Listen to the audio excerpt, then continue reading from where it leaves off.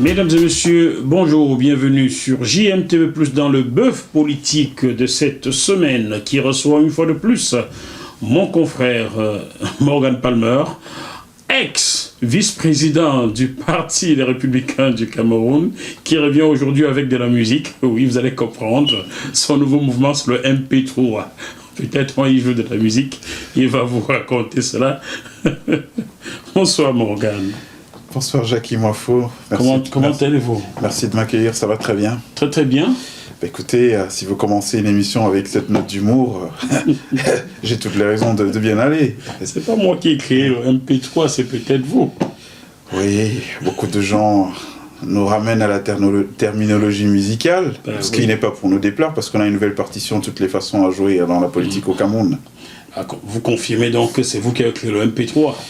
Oui. Alors, moi je suis content, chers téléspectateurs, car vu ce que cela génère comme retombée, je suis sûr que JMTV+ va décoller aujourd'hui avec le MP3. Donc, alors, Morgan Palmer, il y a de cela un mois environ, vous étiez sur ce plateau en tant que vice-président du Parti Les Républicains du Cameroun, parti créé par le docteur Georges Gilbert Baonla. 2 jours après votre passage sur ce plateau, patatrac, vous démissionnez de la tête de ce parti-là. Beaucoup de téléspectateurs m'ont écrit, certains m'ont même invectivé carrément, qui me disent « Jackie Moifo, c'est quoi cette histoire? Morgan Palmer passe sur ton plateau et 2 jours après il démissionne. » Qu'est-ce qu'il s'est passé, Morgan Palmer? Alors, le problème, ou plutôt le constat que vous soulevez, est inhérent à la vie des organisations politiques. Les organisations politiques ont une vie qui est très dynamique, pas statique, tout peut changer d'une actualité à l'autre. Il se trouve simplement que c'est un concours de circonstances, un concours, un hasard, qui a fait que, au lendemain de mon passage chez vous, on a une actualité politique interne au parti qui a bousculé un tout petit peu les choses, notamment pour ne rien cacher aux téléspectateurs qui nous regardent, puisque depuis ce temps, je ne me suis exprimé sur aucun média sur cette question. Donc, merci pour vous avez la primeur un peu de mes déclarations. J'ai fait qu'un communiqué pour démissionner du parti, et puis vous me l'avez envoyé, que j'ai diffusé sur JMTV+. Voilà, une déclaration vidéo. En fait, le Parti républicain, quand j'ai repris la direction du parti le 7 juin 2019, j'avais fait une profession de foi dans laquelle je disais de manière très claire que je reprenais le Parti républicain pas pour ce qu'il était, mais pour ce que je souhaitais qu'il devienne. Ça veut dire quoi? Il y a un cap en termes de corpus idéologique, corpus stratégique, que nous devrions poursuivre. On l'a poursuivi durant ces 5 mois sans problème. Il se trouve qu'à l'orée d'une élection, les élections à venir, en février prochain, il s'est posé un problème d'orientation stratégique. Moi, mon orientation, c'était que le parti doit effectivement participer à ces élections, puisqu'on n'est pas un syndicat. Un parti politique qui a vocation à participer aux élections parce qu'il veut prendre le pouvoir. Et ce n'était malheureusement pas la même orientation que celle... c'était pas la même orientation que celle du président fondateur du parti, donc Georges Gilbert Baonla, qui a un amour immodéré pour son paternel et qui pensait, comme ça avait déjà été le cas en octobre 2018, que son parti n'avait pas vocation à challenger le parti de son père tant que son père était en exercice. Et donc il y a eu un problème au niveau de l'orientation qui était dû en fait au fait que depuis 5 mois, j'étais le principal animateur du parti. Et il n'a jamais été question dans la ligne et le cap que j'ai fixé en animant le parti que le Parti républicain soit un satellite du RDPC. Je ne l'ai jamais dit dans aucune de mes prises de parole publiques.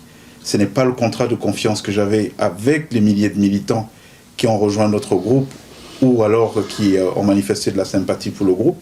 Et donc je ne pouvais pas assumer officiellement auprès de ces gens cette ligne que proposait le président fondateur, que je comprends, je ne condamne pas. Chacun fait ce qu'il veut, mais moi, ça ne m'arrangeait pas. Mais cette divergence d'opinion est intervenue quelques heures seulement après que vous passez sur mon plateau. C'est quand même bizarre tout ça. Oui, parce que si vous vous souvenez... Je suis un marabout, alors je vous ai marabouté tout votre parti. Non, on était dans un contexte d'annonce, de convocation du collège électoral pour les élections du 9 février. Donc ça s'est passé un tout petit peu dans ces enclavures-là, dans ces eaux-là. Ça fait qu'il y a une accélération du calendrier, parce que quand le président dit, je crois on était le 9 novembre, ou je sais plus très bien, que le collège électoral est convoqué pour le 22, une élection, ça se prépare de manière sérieuse. On a des candidats qu'on doit investir, on n'a pas beaucoup de temps, donc il faut se décider très rapidement sur ce qui doit être fait. Et donc ça a été l'objet d'une discussion entre Georges Gilbert Baonla et moi, qui a donc abouti à ce désaccord en termes de vision stratégique du parti. Et puis ce désaccord a engendré tout le reste, notamment le communiqué de destitution que j'ai publié. J'ai ouï dire que j'avais fait un coup d'État au président du parti, mais non. Moi, je n'ai fait qu'appliquer les tests qui étaient prévus par le parti. Et là où on peut peut-être interpeller votre responsabilité, vous, Jacques Moifo, c'est que vous avez été le premier journaliste, en fait, qui m'a interpellé sur la question, en me demandant, mais au fait que prévoient vos tests, depuis 4 mois, vous ne les avez pas appliqués. Oh mon Dieu. Donc, alors...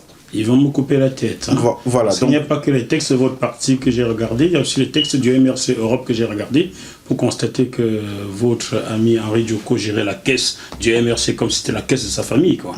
Donc, désormais, alors, je suis au perso de caisse. Non, donc en fait c'est pour dire que c'est ça, il n'y a pas eu de truc malsain, parce qu'il n'y a pas de problème personnel entre Georges Gilbert Baonla et moi. C'est un frère pour qui j'ai une certaine tendresse. La preuve, mon engagement politique autour de son parti n'a été motivé que par cette fraternité, un élan fraternel. Il faut que les gens sachent que il n'y a pas eu de deal d'argent. J'ai financé son parti pendant 5 mois, je n'ai pas perçu un seul sou de lui, et pour soutenir les épreuves qu'il était en train de subir. Donc on ne fait pas ça si on n'a pas de la fraternité pour quelqu'un. Donc je le dis, nous sommes à la télévision, il le sait. Donc je n'ai pas fait que financer son parti pendant 5 mois. J'ai porté quasiment à bout de bras toute l'organisation qui gravite autour de lui durant tout ce temps-là. Donc il n'y a pas eu de coup d'État, parce que nous en avons discuté. Quand il m'a posé la question de l'orientation qu'il pensait qu'elle était la bonne, parce que pour lui, il n'a pas à challenger son père, il m'a dit, lui, il est un bantou, et il ne peut pas aller en affront, il ne peut pas aller à la lutte contre son père. Je lui ai dit, mais non, un parti, c'est une collectivité d'intérêt. Son parti prône-t-il la démocratie? Bien sûr. Ah bon? Et dans une démocratie, on ne challenge pas le paternel? Bon, moi je vous donne encore vous libère de prison Georges Gilbert Baonla. J'ai beaucoup de questions à vous poser. Je vous donne ces raisons. Donc on a eu une discussion très très sereine entre lui et moi. Je lui ai dit, mais non, c'était pas du tout la ligne. Nous aujourd'hui, on doit être en capacité de financer les élections à venir, et donc tous les candidats qui vont être investis. Et donc il est hors de question qu'après avoir nourri des espérances au niveau où on l'a fait, qu'on se retrouve du jour au lendemain à dire aux gens, non, on ne va plus aux élections. Donc voilà, il n'y a pas eu de problème de fond, il n'y a pas de problème, moi j'ai pas un problème personnel avec Georges Baonla, on continue à se parler de temps en temps quand on peut. Bien. Morgan Palmer, vous dites qu'il n'y a pas un problème avec Georges Gilbert Baonla, je l'entends. Vous dites que vous discutez toujours avec Georges Gilbert Baonla dans le cadre du Parti Les Républicains. Je l'entends aussi. Non, pas dans le cadre du Parti Les Républicains. Ah, dans le cadre familial? Dans un cadre privé. Je vous ai dit que j'ai été au départ, c'est un élan de fraternité qui m'a amené à reprendre son parti. Parce que je vous le dis, il n'y a pas eu de deal. Quand, moi, j'ai une expertise dans le management des organisations. Quand on vous donne une organisation à conduire, on vous donne les moyens pour le faire. Si on ne vous donne pas les moyens pour le faire, ça veut dire que vous reprenez l'organisation, pas forcément pour des raisons professionnelles, mais dans l'esprit de donner un coup de main à une tierce personne. Vous êtes un très bon communicant, cher confrère, mais vous n'avez pas me fait oublier ma question. Oui, la question c'est... Logiquement, vous n'avez pas à discuter avec Georges Gilbert Baonla de quoi que ce soit qui concerne le Parti des Républicains, dans la mesure où les textes prévoient qu'au bout d'un mois d'absence du président de la République, c'est le vice-président qui reprend les choses en main. Oui, je suis d'accord. Vous faites comme lui avec son paternel. Vous ne voulez pas challenger quelqu'un alors qu'il est hors jeu officiellement selon les textes. Non, alors je vous explique ce qui s'est passé. Parce que vous faites très bien de poser cette question parce que il faut que cet entretien ait valeur pédagogique, que les gens comprennent très bien ce qui s'est passé. Donc, à la suite de cette discussion avec lui sur les orientations, je lui ai dit, ben non, les choses telles qu'elles sont faites aujourd'hui nous amènent à une chose. Ce serait bien que tu démissionnes de ton poste, puisqu'on était dans une approche humaniste de solutionnement humain, que tu démissionnes de ton poste, qu'on te mette président d'honneur en tant que fondateur de l'organisation, et puis que je reprenne la présidence opérationnelle, pas simplement pour les tests, mais parce qu'on avait une élection à venir. Une élection se gagne avec des alliés. Il se trouve qu'aujourd'hui, Georges J.B. Bangla, ce n'est pas la personne qui peut faire le plus d'alliés au Cameroun. Vous connaissez mieux. C'est une évidence. Alors, vous connaissez mieux l'histoire que moi, donc je lui ai posé ce problème de manière très claire, et il a refusé de démissionner. Mais les textes le démissionnent déjà. Oui, pourquoi vous avez besoin de négocier encore? Oui, mais alors, c'est pour que les gens comprennent. Vous êtes aussi bantou, quoi. Non, c'est que en avril 2013, quand les statuts du Parti républicain ont été établis, je n'étais pas membre du parti. Et je n'ai pas retouché les statuts. C'est ce que les statuts prévoient. Donc, en temps normal, la question ne devrait pas se poser. Bah oui. Bon, donc, je lui ai demandé pour la forme, parce que nous sommes respectueux, un tout petit peu, et je vous l'ai dit la dernière fois, le but pour nous, c'était pas de pousser forcément quelqu'un qui est déjà à terre, c'était pas ça le but du jeu. Donc, je lui ai dit, alors, tu démissionnes, tu prends la présidence d'honneur, je prends la présidence exécutive, parce que moi, j'ai besoin de l'allié avec lesquels on va aller aux élections. Il n'a pas voulu le faire. Et je lui ai dit, bon, le problème qui s'oppose aujourd'hui, c'est que les tests que toi-même tu as prévus disent que depuis le 30 juin, tu n'es plus président du parti. Donc, alors si tu ne veux pas démissionner, je serai obligé de te destituer. Donc le test de destitution que j'ai écrit, il faut que les gens le sachent, n'est pas un test, je ne lui ai pas fait un bébé dans le dos. Je lui ai envoyé ce communiqué bien avant, pour lui dire, bon, voilà le communiqué que j'ai préparé, je suis obligé de le donner parce qu'il y va de ton intérêt, j'ai un choix à faire, privilégier ton intérêt d'individu ou privilégier le parti et ses militants. Et le choix, il est vite fait. Moi, je suis manager d'une organisation, je ne suis pas là pour privilégier les intérêts individuels. Donc, il a reçu ce communiqué, il n'y a pas eu de réaction de sa part, on considère qu'il l'a consenti, et donc j'ai publié le communiqué. Donc il n'y a pas eu de bébé dans le dos, il était bien informé de la démarche.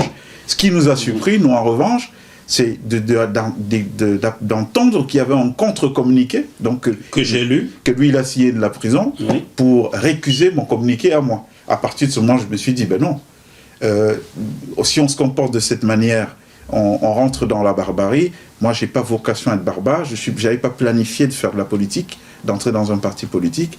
Bon, comme ça devient un sujet de discorde et non de concorde, alors moi je me retire. C'est pour ça que dans la foulée, j'ai démissionné du parti en considérant qu'il n'avait pas respecté les accords qui étaient nos accords. Dites-moi, Morgan Palmer, est-ce que vous aimez la viande du porc? Non, je mange malheureusement pas de porc. Qu'est-ce que vous aimez comme viande? Je suis plus de poisson. Il y a de l'huile dans du poisson ou pas? Oui, les oméga, l'huile oméga 3, ouais, dans la sardine. Ouais. On va donc sortir de l'huile du poisson pour le faire frit. Vous déclarez ici, vous êtes d'accord avec ce communiqué, ce dossier presque qui m'a été envoyé par votre équipe, hein? Oui, bien sûr. Vous êtes d'accord avec? Bien sûr. Bien. Je vais vous lire un passage. Comme lui-même l'a affirmé dans un communiqué, son parti est l'antichambre du RDPC. Et de ce fait, il ne peut combattre le parti de son géniteur. Oui.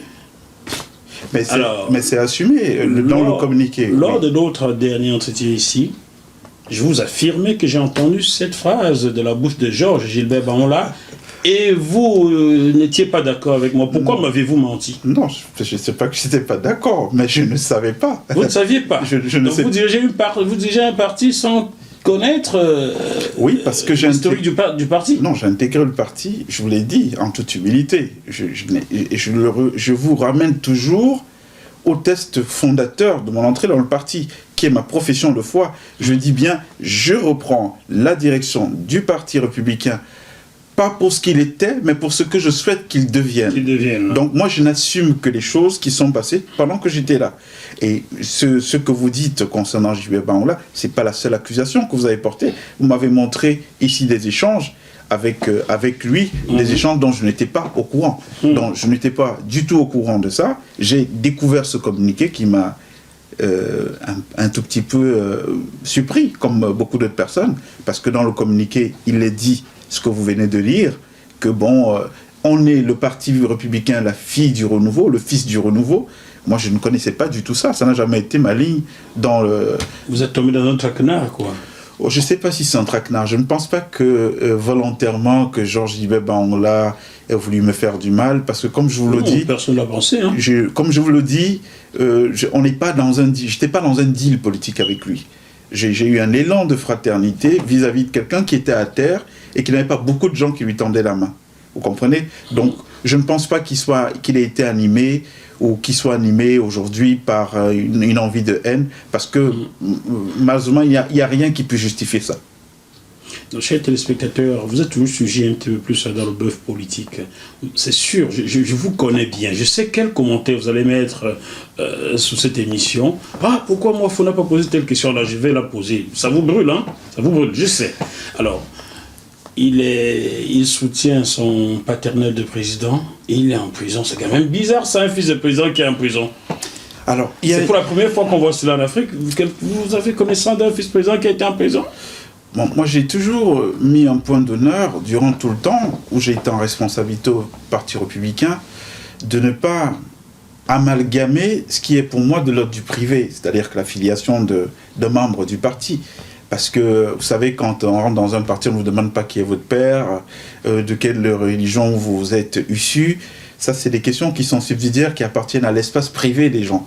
Donc, moi, l'affiliation de Georges Ibeh Bangola n'a jamais été un souci d'intéressement pour moi. Ce qui m'intéresse, et là, vous avez vu que je me suis comporté comme tel, c'est quand l'intérêt général, celui de la collectivité d'intérêt que composent les militants et leurs dirigeants est menacé, que j'interviens. Mais là, en l'occurrence, je ne pourrais pas me prononcer sur quelque chose qui appartient à la sphère privée, notamment l'affiliation de M. Bangola.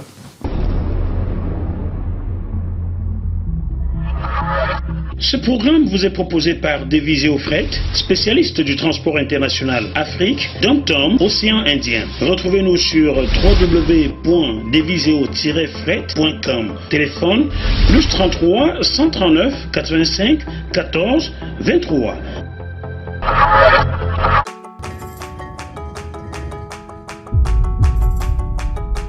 Vous êtes sur JMTV+.